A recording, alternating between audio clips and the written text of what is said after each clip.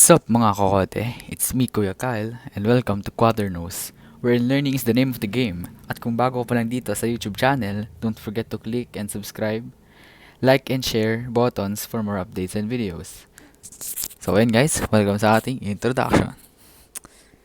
And first, we have our trivia for the day. Do you know that you can hear a blue whale's heartbeat from 2 miles away? The blue whale is the largest animal on the planet, weighing up to 150 tons and measuring up to 90 feet long. Naturally, an animal this massive would have an equally huge heart, roughly the size of a small car. So, yung heart daw ng whale is kasing laki ng kotse natin. So, yung sedan cars. The blue whale's heart weighs about 1,300 pounds to move blood through its colossal body and arteries. So, kung tayo may puso, syempre, yung mga living creatures din, like whale. Its heart beats so powerfully. You can hear it from 2 beats so powerfully. You can hear it from 2 miles away. You just might miss it, though, as its heart only beats 8 to 10 times per minute. Wow. So that's trivia natin guys, sobrang crazy niya. So hindi tayo masyadong magana ngayon guys kasi masakit yung lalamunan natin. And ayun, yung agenda natin for today is knowing the opening sequence, know how to deliver the promise of the film, importance in evaluating documentaries. So, evaluating documentaries ang topic natin ngayon. So, let's get on to it. So, audiences often respond to documentary work primarily in terms of its consistent or issues raised. In some ways, this is a mark of success. In the same way that people watching a television drama may not take the time to notice how carefully the various subplots were constructed over an entire season, or how readers of a terrific mystery novel race through the pages to find who did it. So, ayun. Documentary work primarily consists of issues raised. So, itong evaluating documentaries, guys, is meron siyang dalawang bagay. Meron siyang opening sequence, and yung opening sequence is para siyang sa beginning of the film, parang first frame, tapos meron pa siyang delivering on the promise. So, mamaya, i-discuss natin yon. So, but people who want to create novels or episodic television or documentaries need to figure out how that success was achieved. So, ayan, yung mga documentaries kailangan nila ng ng way kung paano nila na-figure out yung success nila and paano nila nakuha yun. This article offers a few ways to analyze documentary films as a way of letting those films creators, the team of people behind the production, teach you themselves. So first, we have the opening sequence. So the opening sequence, it begins with the film's first frame, and it may be short as a minute or as long as 10 minutes. It depends on the film because each film is different.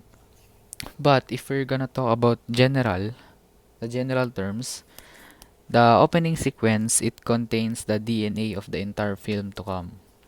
It sets out the promise between filmmaker and the audience, making clear at least some of the film's rules of engagement. So, such as what the film is about, how the story will be told, with what the elements of the story will be told, and why it matters. Why this film is worth an audience time and attention. So the opening sequence is all about the why do you need to spend your time on the film, and you need to have some engagement for the people or the audience to watch your film. So in the film, on the opening sequence, you will tell them the story, how will it be how you will tell the story, and what elements in the story will be showed. So after you watch the sequence, you ask yourself some questions such as, what is this film about? This is for the audiences. What is the film headed? What are the top 3 to 5 bullet points that the filmmaker used to grab my attention and immerse me in the film, making me want to watch? So first, as an audience, you wanna know what the film is all about and how can it impact your life. Kasi guys, ang film natin, hindi siya basta papanoorin mo lang na parang wala lang. Parang you just gonna waste your time, or you're just gonna waste your 10 minutes looking on something that cannot impact your life. So, yung film na yon dapat alam natin siya and dapat mag-reflect tayo sa kanya. And where is this film headed? So, saan ba yung mga points niya? Ano ba yung mga parang gusto niyang iparating sa atin? Parang saan niya tayo gustong dalhin? For example, yung film natin, all about God. All about, kunyari, Superbook. Kunyari, ginawa niyo na siya ng film, 10 minutes. So, isipin mo, saan ba ako dadalhin nito? For example, ayun nga, yung Superbook. So, ang sagot doon is, dadalhin ka niya para mas mapalapit ka kay God. Mas may matutunan ka kay God. And, para bawasan yung mga kasalanan mo. And, ayun, dun ka niya matutulungan. And, dun mo rin tanongin yung sarili mo kung saan ka ba dadalhin nun. And what are the top 3 to 5 bullet points that are the filmmaker used to grab my attention and immerse me in the film, making me want to watch. So, ano ba yung mga ginawa ng filmmaker para ma-convince kang panoorin yung film nila? And, ayun, parang own opinion mo na yun. So, kunyari, may nakita kang kakaiba doon. And, ayun, gusto mo siyang mapanood. Ano yung nag-grab ng attention mo para mapanood mo siya? Kunyari, gusto mo ng cellphone, napabili ka ng Apple. Paano ka nag-grab ng attention para mapabili ka? Syempre, yung logo, yung brand. So, parang ganun siya, guys. So, next up, we have delivering on the promised the rest of the film. So, now you're going to go through the entire film slowly, looking out for the central elements of the documentary filmmaking, such as the following. What is the central argument being made by the filmmaker? So, ano ba yung naging parang argument ano yung pinaka-argument nung film na ginawa ng maker? Next up is, what evidence does the filmmaker offer to support the argument? So, ano yung mga bagay na nag-lead doon sa argument na yun? Yung mga evidence kung bakit nagka-argument na yun. And third, how is the story told? Do you see a central narrative, a forwards moving story, or train that makes you want to keep watching? Ano yung mga scenes sa kanya and yung mga parang ano yung sinasabi sa'yo ng story for na makes you wanna watch it? Kung anong part ba ng story, kunyari sa train, yan, example, ganun. And then fourth, once you've identified the train narratives, fine. Where and in what context does it return? Is it there at the film's end? Does the film satisfactorily conclude the story it promised in the opening? So yun, you just need to identify the train and narrative spine. And kung saan babalik yung context. Kung sa end ba ng film, or sa simula, sa gitna. And kung nasatisfy ba ng film yung na-promise ng story na opening. Kumbaga, nung na-convince kang panoorin yung film, naging worth it ba siya habang pinapanood mo yung story, yung film?